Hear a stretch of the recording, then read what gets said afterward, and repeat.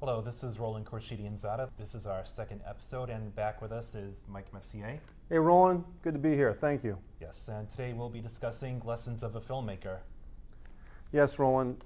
I've been working on a new script. You know, I'm a screenwriter, Yep. and I want to turn this process inside out. Normally, a filmmaker or a screenwriter will sit there, kind of in an incubus situation, and kind of write all to themselves, and then try and share their writing with the world somehow. I'm on page 40 of what should be a 70 or 75 or a 90-page screenplay. I thought I'd come here on this show and share what I've got so far, maybe even get some feedback from the audience. Please. Yeah, so let's go. Margins, it's called Margins, Lessons of a Filmmaker, and these are some thoughts.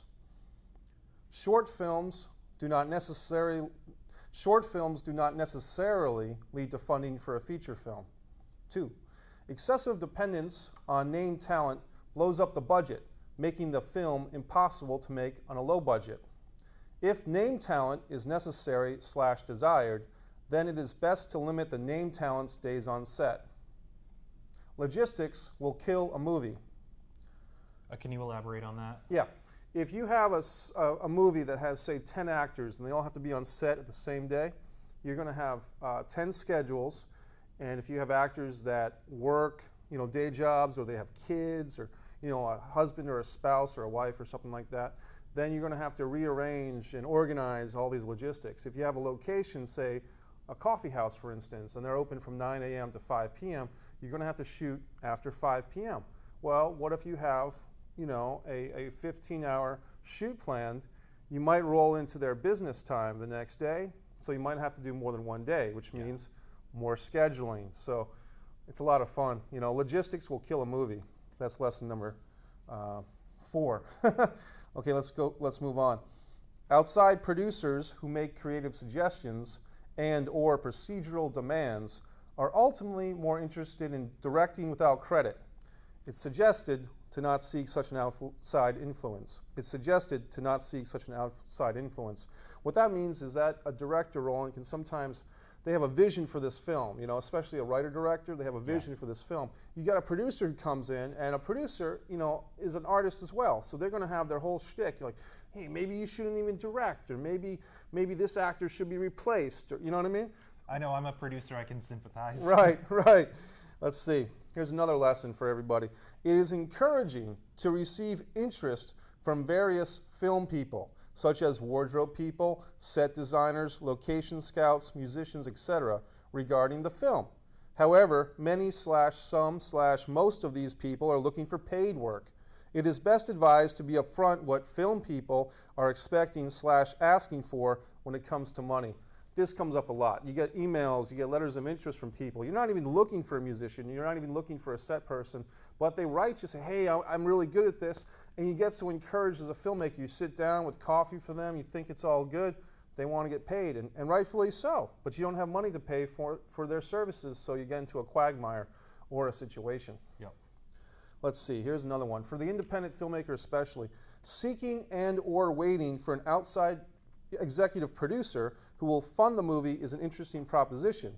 Ultimately, there must be more/dozens/hundreds of presentations, meetings, letters of interest, conference calls, emails, phone calls, etc., in order to earn such an involvement. So this is a thing where if you're looking for somebody, a business owner or a rich uncle even, to fund your movie, get ready for the legwork, get ready for the phone calls, the emails, all that good shtick. The delays. The delays, the waiting for a meeting that's never going to happen, etc., etc. Or the meeting to have another meeting. Right, or the phone call to have another phone call, or the conference call, and someone doesn't push the right button, so forth. That's why I think, to go on a spin on that, why people are now getting into crowd fundraising on the internet, which, that's another story right there. Here we go. Lesson number 10, I've skipped a few. Many actors are eager to work, and many people are eager to contribute. It is best to work with those that are eager to be involved, and not to seek those that need considerable convincing. So you have people that you want to work with and are wanting to work with you, which is great, and then you have that person who's not really sure, they're kind of wavering. best to avoid them, no matter how much you want to work with them. Best to avoid it. Any particular reason why? Well, if you twist somebody's arm to do something and they ultimately are kind of passive or mediocre about their involvement, what result are you going to get from them? You know, something uninspired. Something uninspired, exactly. Let's see. The use of child actors is to be avoided. Now, there's some reasons for this. Children come with parents, and parents come with their own hoopla. The kid has school to concern, and if you really need a child actor, audition them, get the best child you can get for the role, and maybe even shoot during the summer when school is not a consideration. Well, I've noticed that a lot of studios still hire 20-somethings to play teenagers. That's right, because a teenager who's still in high school probably has to take those classes and so on and so forth. And there's things in Hollywood with like waivers and stuff and all types of good stuff. But here's another lesson from your buddy Mike. This is a real interesting one. Let's see what happens with this. Use the term allow space to instead of use space. So instead of saying, let's use Roland in our movie, let's say, let's allow Roland to be in our movie. So here we go with this.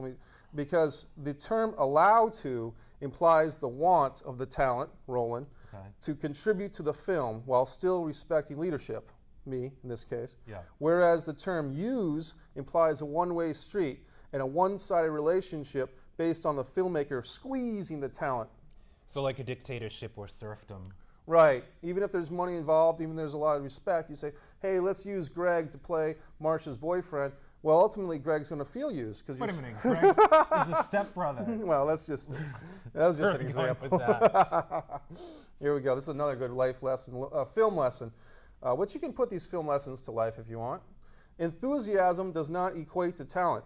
Enthusiasm can be challenged and honed into talent. However, this takes time. It's true. I've seen that a lot. That's right. And talent can be convinced to be enthusiastic. However, this can easily be worn thin with the passage of time. Once talent is achieved, it is not likely to be lost. However, a talented individual is prone to grow an ego, which may be difficult to work with. All right.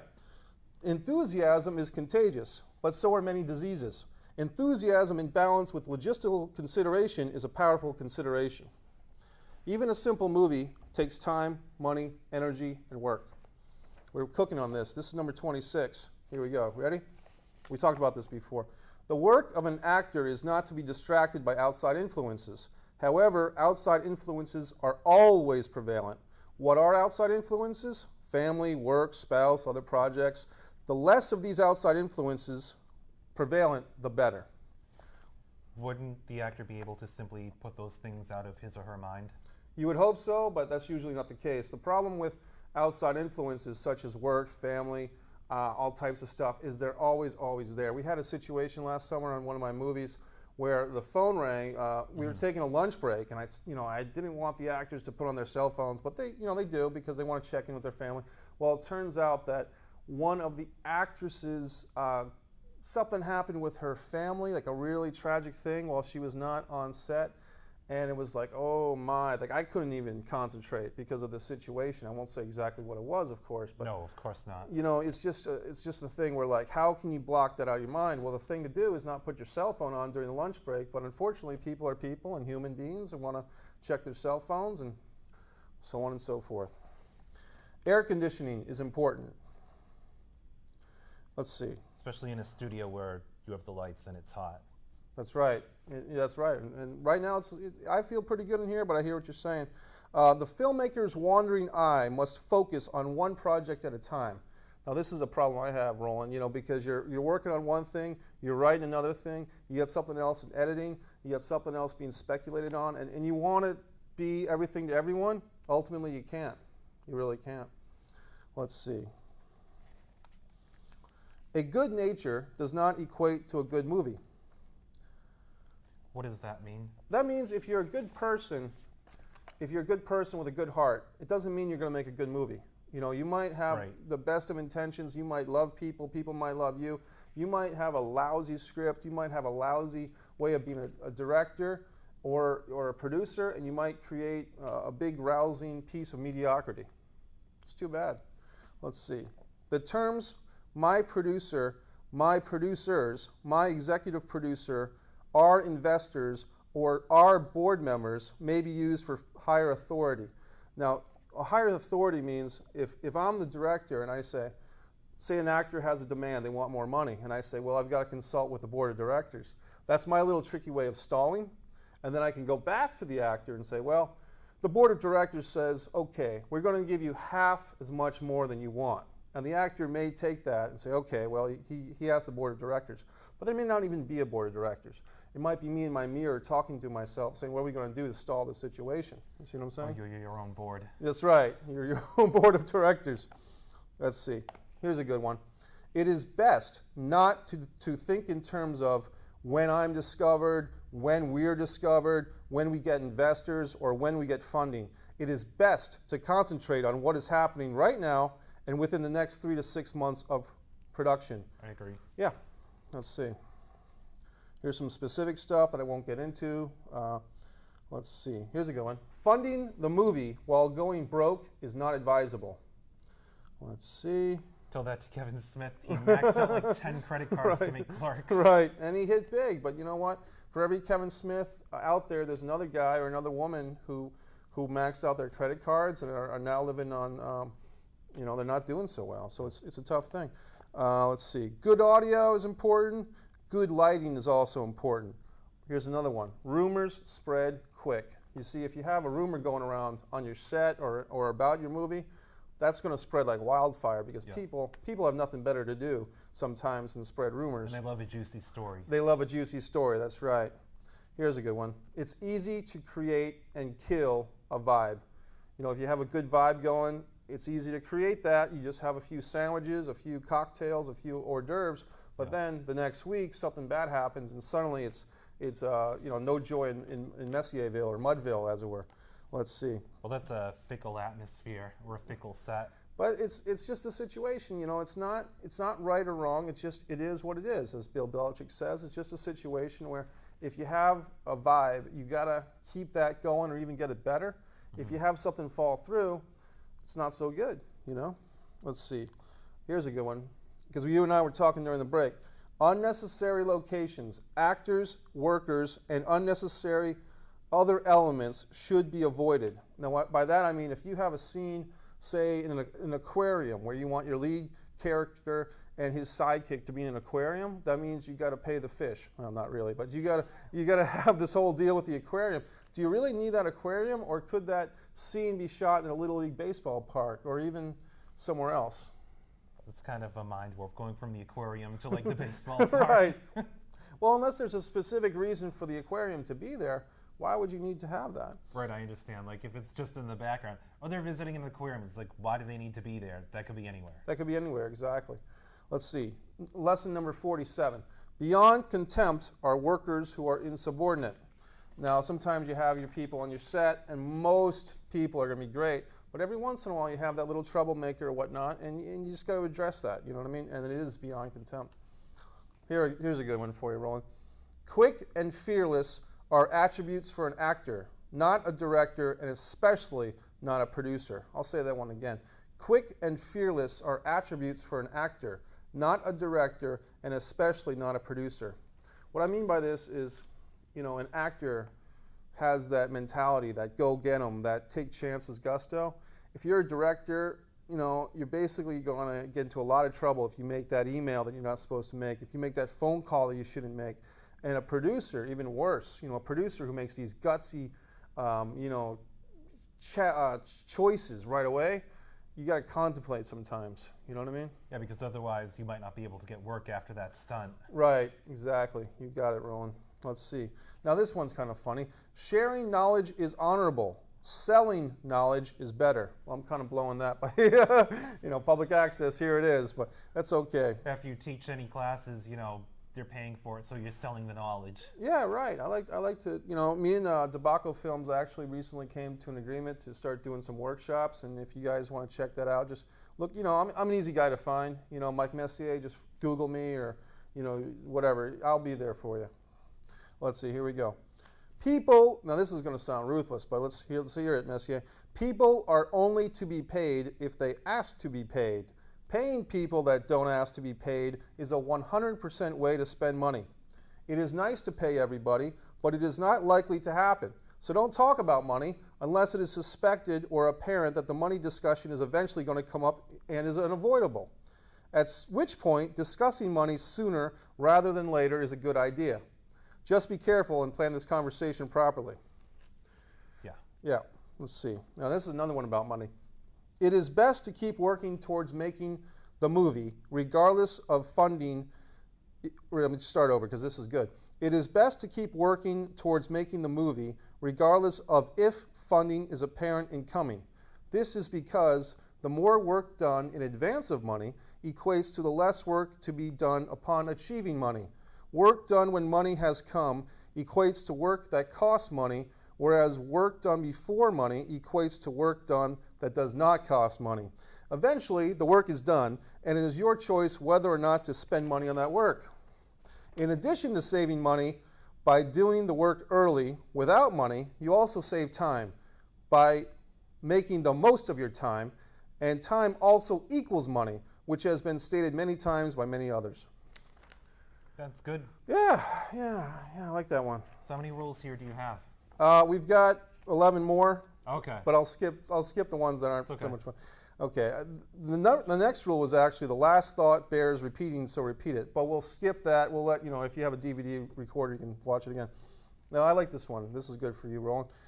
WAR, W-A-R, stands for reading and writing. Instead of saying I'm reading or I'm writing, say I'm going to war. Wait, wouldn't that be raw? Reading and reading? Yeah, it would be. It should be writing and reading. Writing and reading. All right, let me try it again. WAR stands for writing and reading. Instead of saying I'm writing or I'm reading, say I'm going to war. This makes it seem more important. And if it seems more important, it is. Let's see. Okay, this is kind of nice. Regardless of the demands, a director is ultimately having a good time, or at least should be. A miserable director is likely to produce a miserable movie, and a miserable producer is likely shadow directing the movie in actuality. So you want shadow directing, if I can explain that. Shadow directing means directing without taking the credit, responsibility, title of director. This is a common occurrence, usually made when a weak director in name is paired with a strong-willed producer, writer or actor who takes on the true directorship, aka shadow directing. Or maybe you hope that said producer is just out to lunch and doesn't care. That's right, that's right. You know, you talk about the Miami Heat. Actually, you didn't, but I'll just bring it up. The Miami Heat won the championship this year, and they had a coach, a really good coach, but everyone thought that Pat Riley up in the stands was doing his work. Maybe he was, but they still won a championship. Let's see. Here we go.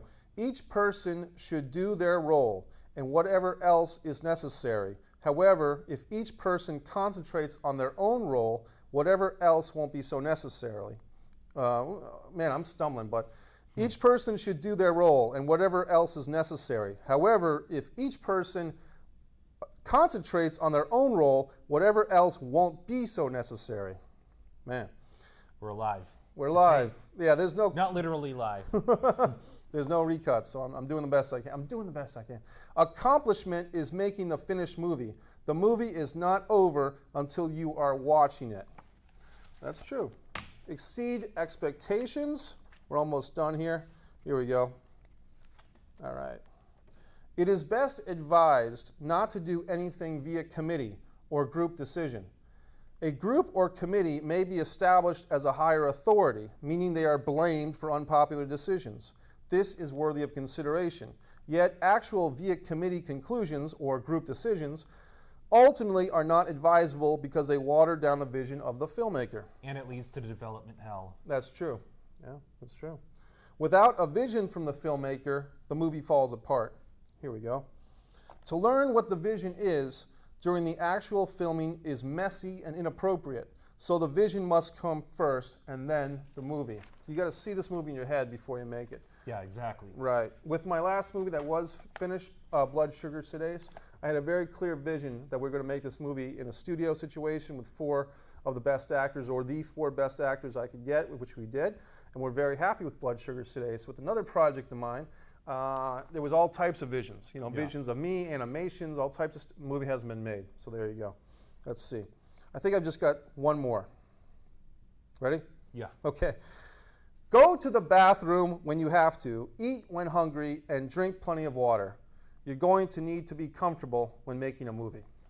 Especially in a shoot that takes hours. Yeah. I mean, we had on Blood Sugar Sedase, we had 12-hour shoots, we had 8-hour shoots, we had 10-hour shoots. We had long days, journeys into night. Or imagine a film where you're in costume. Oh, there's nightmares about actresses being in bustiers, for hours on end. And I've never worn a bustier, and I've heard that they're very uncomfortable. You see what I'm saying? Or just imagine wearing the Batman suit. Right, or I mean, just all types of stuff. The Batman suit, or movies where the actor has to wear a lot of prosthetics, or so on and so forth. Yeah, so that was Margins. I tore through that pretty thick. Here's another lesson: the talent is always right. At least let them think so. There's a lot of lessons out there, and I hope that my little life lessons or filmmaker lessons have kind of geared interest towards what I'm doing here with my next piece, Margins.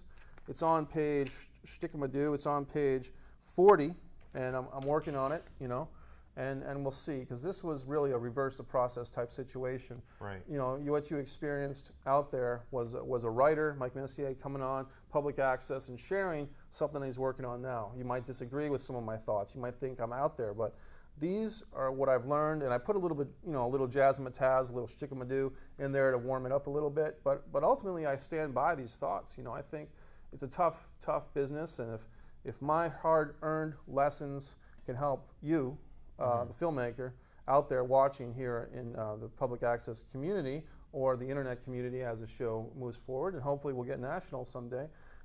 Maybe it's worth the greater good. What I was thinking, we should come up with rules for public access programs. That would be an interesting one. We can start with the no two fat guys in shorts in wicker chairs. I'm glad we have this desk here, because then you don't see the old, crotchery do. You have like the shot of the two dudes, and then you got their crotch right there in front of you. Yeah, I like this format. Yeah, this is great. I love this It's kind desk. of like a newsroom. Yeah, it's nice. It's not. We could have, and in the other news today. Right. It's like almost we could have a Chinese buffet. We can have your chow mein, your lo mein. And that's how you get the two fat guys. Right.